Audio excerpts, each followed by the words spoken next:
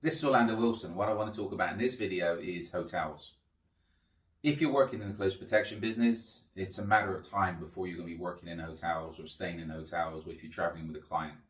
If you're traveling for business internationally, you're going to be living and working from hotels. So you have to understand how hotels work if you're in the international security business or if you're a business traveler.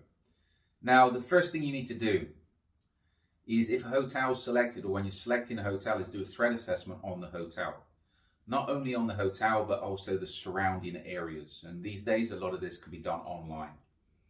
Don't believe the reviews, because a lot of reviews, hotels can get people, well, they do get people to write them for them.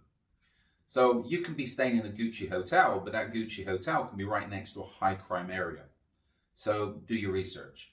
If you're being assigned hotels by your company, then again, do the research, because a lot of people doing the travel management are not security wise.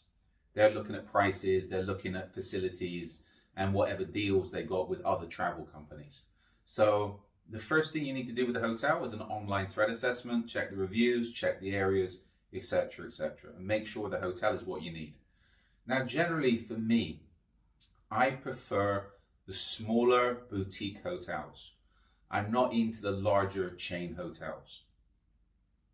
I will always go for a smaller boutique hotel because it's a lot easier to manage. If you're staying in a small hotel, generally the reception people, the people that's working in the hotel will know the guests. They'll spot anything out of place.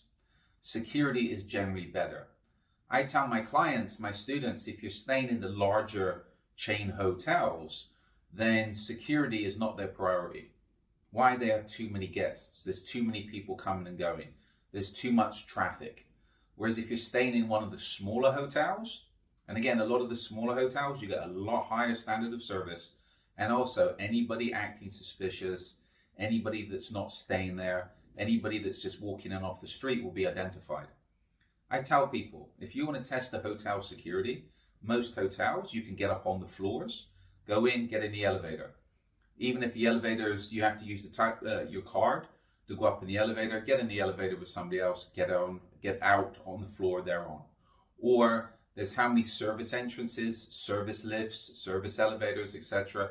So to get up, if a criminal is determined, for them to get up on the floors of a hotel is not difficult. So hotels, the basics, do your threat assessments.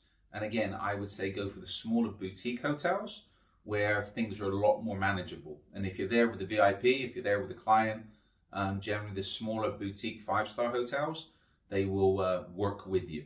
Whereas in the larger chain hotels, you're just a number, nothing else. So I hope that's a little bit of informative information on hotels. So I have an array of books online to do with close protection and travel security, etc. Also, we have a lot of articles up, and we're throwing out a lot more of these videos. We've got more interviews coming up. And if you watch our videos, follow us on social media, we should be able to answer a lot of your questions on travel security, close protection, etc., etc. So in the meantime, be good, stay safe, stay out of trouble.